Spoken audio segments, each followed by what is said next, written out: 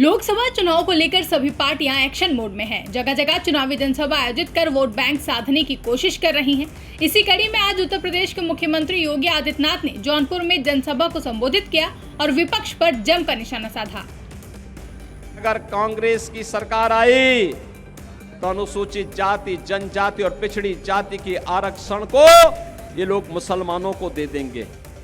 उत्तर प्रदेश के जौनपुर में मुख्यमंत्री योगी आदित्यनाथ ने एक चुनावी जनसभा को संबोधित कर कहा कि एक तरफ गरीब का कल्याण करने वाली मोदी सरकार है जो देश के विकास के लिए काम कर रही है, तो वहीं दूसरी तरफ राम का विरोध करके रामद्रोही लोग भारत का विरोध करते हैं। और क्या कुछ कहा सीएम योगी ने, आप भी सुनिए।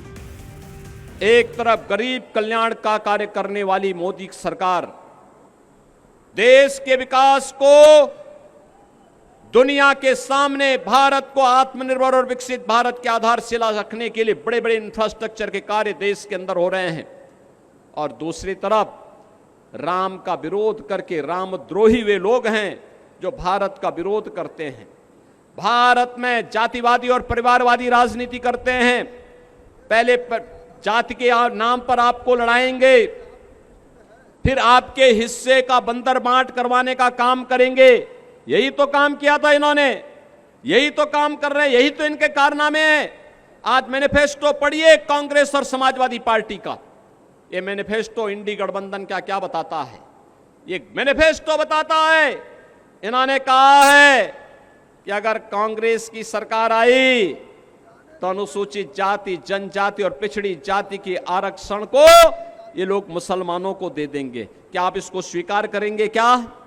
अरे तो बाबा साहब भीमराव अंबेडकर का अपमान है, भारत की मूल भावनाओं का अपमान है।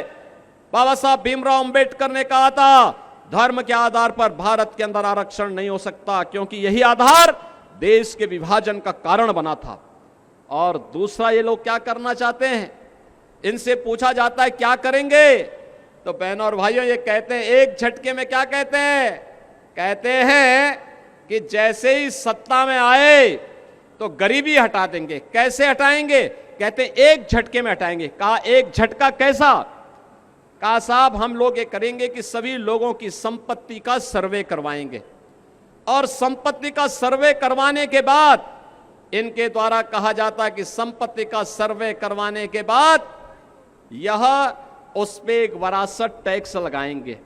वरासत टैक्स का मतलब आप जान रहे हैं, आपके बाप दादों ने, आपके ग्रैंडफादर ने, आपके फादर ने जो संपत्ति अर्जित करके आपको विरासत के रूप में दी है, इसमें से आधी संपत्ति ये कांग्रेस और समाजवादी पार्टी के लोग ले लेंगे। फिर ये पाकिस्तान, बांग्लादेशी घुसपैठियों को, रोहिंग्या को बांटने का काम कर देंगे इसी संपत्ति को। क्या अपनी संपत्ति में आप क्या इनको बंदर बांट करने देंगे? क्या आपके बाप दादों की खून और पसीने की कमाई में क्या ये लूट मचाएंगे? क्या इनको सेंधमारी करने की छूट देंगे क्या? और दूसरा बहनों और भाइयों, मैं इसीलिए कहता हूं कि कांग्रेस और समाजवादी पार्टी के अंदर उनका घोषणा जो कहती है, वो ये कहती है कि हम वरासत टैक्स लगाएंगे। ये वरासत टैक्स कुछ और नहीं, ये औरंगजेब का जजिया कर है, जजिया कर। क्या जजिया कर देंगे? अरे स्वतंत्र भारत है, जजिया कर औरंगजेब ने लगाया था। औरंगजेब मुगलों का सबसे क्रूर बादशाह था। औरंगजेब ने अपने भाई की हत्या की। औरंगजेब ने अपने बाप शाहजहां को कैद कर दिया था, और शाहजहां ने अपनी जीवनी में लिखा है कि ऐसा कमबख्त पुत्र किसी को प्राप्त न हो। उसने कोसा है, उसने कहा औरंगजेब ने, उसने कहा औरंगजेब के बारे में शाहजहां ने लिखा है कि इससे ऐसा कमबख्त पुत्र किसी को पैदा न हो।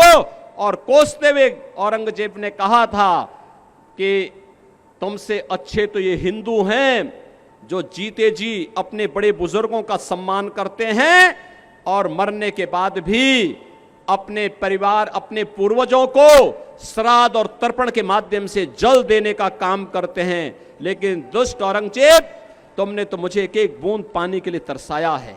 बहनों और भाइयों, ये जजिया कर जो था औरंगजेब का, ये हिंदुओं पर लागू होता था। वो कहता था हिंदुओं को कि तुम या तो मुसलमान बन जाओ और नहीं तो तुम्हें जजिया कर देना होगा। बहनों और भाइयों, हमें कांग्रेस और समाजवादी पार्टी के इस गठबंधन के माध्यम से जो औरंगजेब की आत्मा आज घुस रही है, इसको पूरी तरह बेनकाब करना होगा। और इसीलिए हम लोग आए हैं आपके पास। ये जौनपुर संसदीय सीट पर भारतीय जनता पार्टी ने यहां से श्री कृपा शंकर सिंह जी को अपना प्रत्याशी बनाकर के आपके बीच उतारा है। कृपा शंकर जी चुनाव जीत के जाएंगे, जाएंगे?